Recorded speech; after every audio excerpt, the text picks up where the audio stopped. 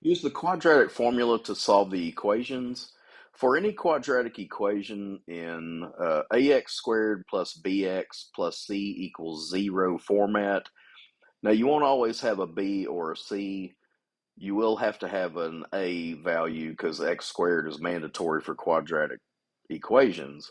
But in all cases, this formula below x equals negative, you substitute in your b value plus minus the square root.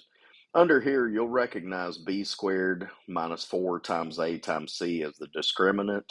We're going to put that under a square root and then divide all of it, long fraction bar, by 2 times the a value.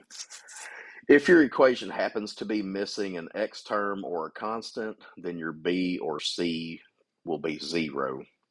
As long as you have all three terms, like this example, we have 2x squared minus 1x. The 1 isn't written, but it's understood to be there. Minus 1 equals 0. A is 2, b is negative 1, c is negative 1.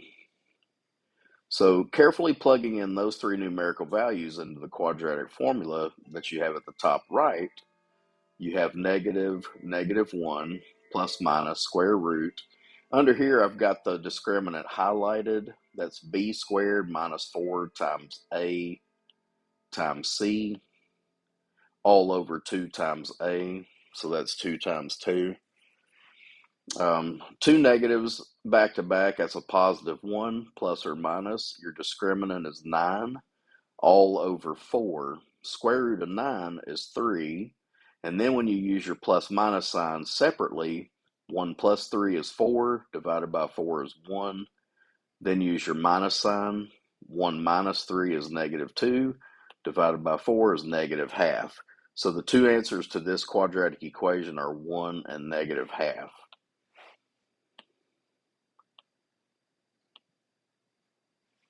In our second example, we have 9x squared plus 30x plus 25 equals 0.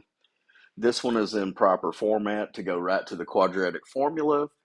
Now, you can factor these equations, the one we had previously and this one, but you don't have to factor in order to find the solutions.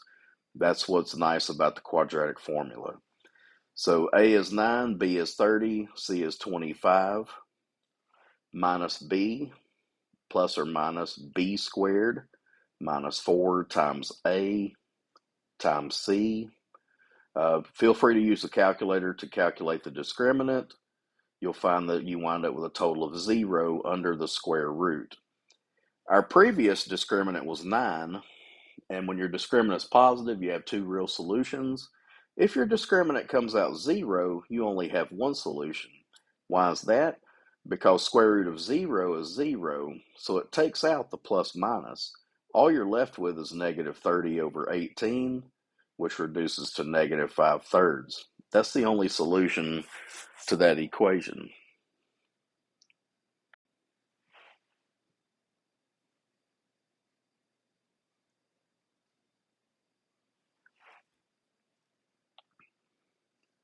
In this quadratic equation, a is 2, b is negative 7, c is 4. This equation is actually not factorable with whole numbers, so we do need a technique like quadratic formula to solve this. So once you've labeled your a, b, and c values, we go to the formula. It's recopied here in your top right of your screen. Minus b plus minus square root underneath b squared minus 4 times a times c. Substitute in your a and c values, of course, over 2 times a, that's 2 times 2. Upper left, two negatives make a positive 7. Your denominator is 4. The discriminant, again, the highlighted portion, has a total of 17. Since 17 is prime, it doesn't have any perfect square factors that lead to a reduction. So our solutions, remember, there could be two of them, and in fact there are two of them here. 7 plus square root of 17 over 4, and 7 minus square root of 17 over 4. Our final example we looked at together The terms were out of order. So all I did was I rearranged the terms. I kept them on the same side of the equation because you like to see that equals 0. I rearranged them so your x squared needs to stay negative. The 2x and the 2, they need to stay positive. You don't change their signs unless you cross the equals. So at this point, we can identify A as -1, B as 2, C is also 2.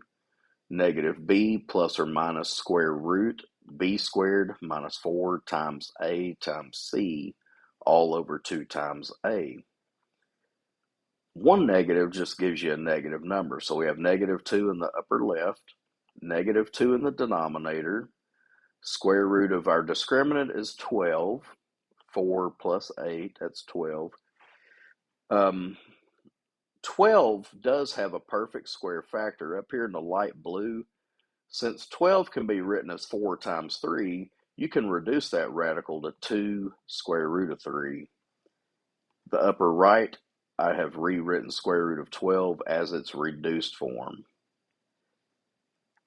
All three numbers that are out in the open don't touch the radical, but if these other three numbers are all reducible by the same factor, then you can reduce them. In fact, I'm going to divide all of them by -2. -2 divided by -2 is 1. -2 again divided by -2 is 1.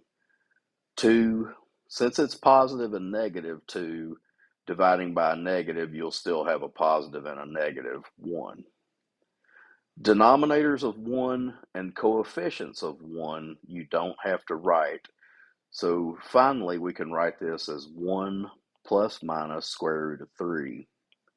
And those are the two solutions to this equation. If your original equation is not factorable with whole numbers, you'll get really nasty answers like these. But your plus sign gives you one answer, the minus sign gives you the other.